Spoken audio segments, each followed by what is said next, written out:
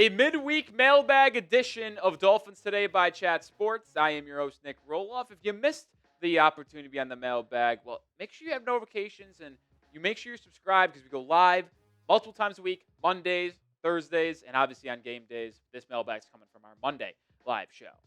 AKA Miami with our leadoff question. How many years is Mike McDonald's, I think that's purposefully McDonald's, in Tua going to waste our team's time? Listen, I know a lot of fans are frustrated with some of these wins because they ultimately don't matter in the grand scheme of the season because Miami is probably not going to make the playoffs. And I agree. I think the answer is one, and that's next year.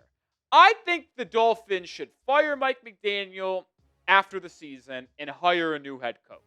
Because to me, Mike McDaniel, even when the Dolphins are winning against the Commanders, against the Saints in their last two games, it's still not a clean operation, right? You had a lot of procedural issues. You had poor managing of the clock and timeouts, and you had poor play calling. Like, I still can't get over the Dolphins getting it 1st and 10 in the fourth quarter, up 8 at the 11-yard line, 1st and 10, and you throw it 3 straight times. It's pouring rain. You got down the field by running it down your throat, and then you're going to throw it 3 times inside the 11. What are we doing? And that's the type of stuff that drives me up a wall. And we know Tua's not going to be. Tua stinks. Like, I'm so sick and tired of watching him every Sunday. His inability to create plays out of structure and his inaccuracies and limitations physically, it's just hindering this offense's ceiling. Like, if Miami had a quarterback that, even if they wanted to just be the same level of thrower, but a guy that can create plays out the pocket, it'd be a different team. It really would. It's so frustrating. So I think the answer is one, because I think they're both back here next season, but McDaniel should be fired. But once Tua's allowed to be moved on from, which is after the 2026 season, see ya. Joey Day with a question. Can Jalen Waddle be our new Tyreek Hill, and should Tyreek return? Well, I think Jalen Waddle absolutely is capable of being a wide receiver one. I think we've seen that for the most part. Yeah, I know he didn't have the biggest performance against the Saints, but the passing game as a whole really wasn't good. It was more of a run-heavy game plan.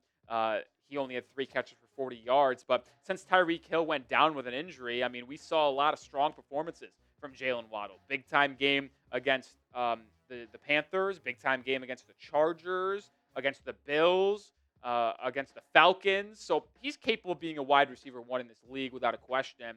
But when you're asking about should Tyreek Hill return, it would have to be a restructured contract, but I still don't think it makes a lot of sense. Tyreek Hill has a $52.1 million cap hit in 2026. You are allowed to cut him post-June 1st and save $36 million. You do it prior to June 1st, I think it's $26 million. And Miami needs that cap space to go make some additions to this roster on the D-line, the O-line, and the secondary. So I don't think Tyreek Hill should return whatsoever. It's not the player. It's just the financial aspect of it. And with a new GM coming in, I don't think Tyreek Hill returns. Pin comment on today's show. We play the Jets on Sunday in Week 14. Scale of 1 to 100, your confidence level in Miami getting a 4th straight win in New York against the Jets. I'm going 77%. Mike Nintendo Master with a question. Should or will the Dolphins draft a quarterback? Will they draft a QB? I actually say no. Hot take. Hot take. Coop giving me wide eyes. I say no. Why? It's because I think they are intrigued with Quinn Ewers, and to kind of piggyback off of the answer I gave a little bit earlier, basically mentioning that I think Tua and Mike McDaniel will be back again next season. I think Miami is going to address their quarterback situation like this. I think if one falls to them, maybe they take them. But if you were to be honest here, Tua will be the starter next season. I think Quinn Ewers will be your primary backup since Zach Wilson will be a free agent. I do not think Miami ultimately brings him back. And you will have to find a QB3, but you don't really need one on the active roster because Quinn Ewers knows the system. And I think Mike McDaniel would feel pretty confident about him being the backup. So how I think Miami ultimately has the quarterback situation play out, I think next year in 2026, assuming McDaniel's still here, I don't want him to be, but I think he will. Tua QB1, Quinn Ewers QB2, and then you will probably either sign a free agent or have a UDFA be your practice squad emergency third quarterback on a week-to-week basis. Paul, should the Dolphins re-sign Rasul Douglas for next season? Had his first interception of the year this past week and actually called a shot too, if you will. I would bring him back on a one-year deal. I've talked a lot about what I think Miami does at the cornerback position. The Dolphins only have 3 players under contract next year at the corner spot, right? It's Juju Brents on his last year of his rookie contract. You have Storm Duck on his UDFA contract. And then you have the second-year corner at that point, Jason Marshall Jr. You're going to obviously probably have 5 or 6 53-man corners. So to me, I think Miami will add someone in free agency, add someone through the draft, and maybe bring back one of these guys on a one-year deal. I've projected Miami, I think, will very likely have these 3, bring back Jack Jones or Rasul Douglas on a one-year deal, sign another corner in free agency to a short-term, non-expensive contract, and then draft a corner in the first couple of rounds, or at least in the first 2 days, where Miami has 5 picks inside the top 100. More questions to get to here in a second, but this episode is brought to you by Prize Picks.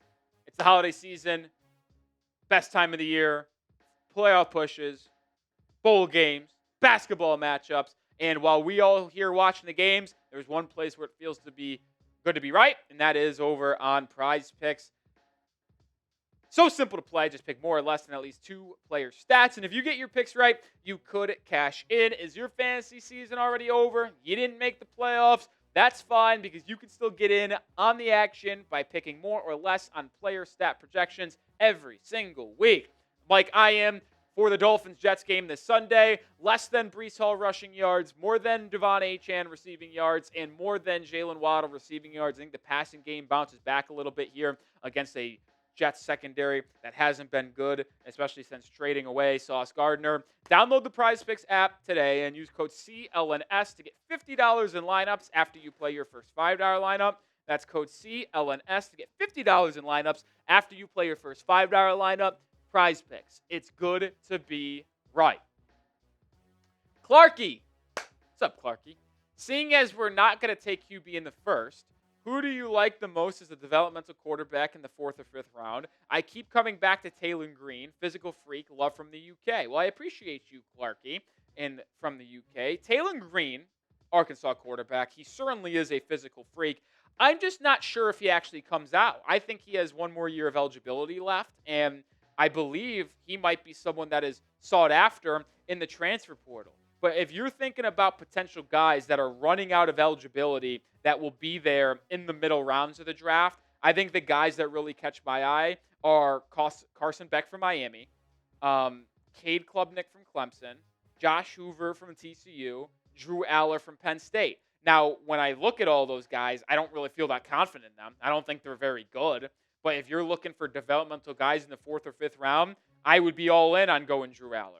Because you look at some of these quarterbacks that are eligible, I think Sam Levitt is a priority transfer portal quarterback. Same thing for Darian Mensah. I think Brennan Sorsby will be a highly touted transfer portal quarterback, even though I really like Sorsby. I think Jaden Mayava from USC returns.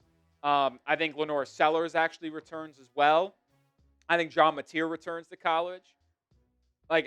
Garrett Nussmeier will be there, but I don't really feel good about him. I think the majority of these college quarterbacks that were thought to be in the draft this year ultimately return to college. But you're talking about guys that can't return. I mentioned Aller, Hoover, Klubnik, Beck. I think my favorite out of those 4 would be Aller because he's got the physical tools that the others don't have. But Hoover certainly put up interesting numbers over at TCU.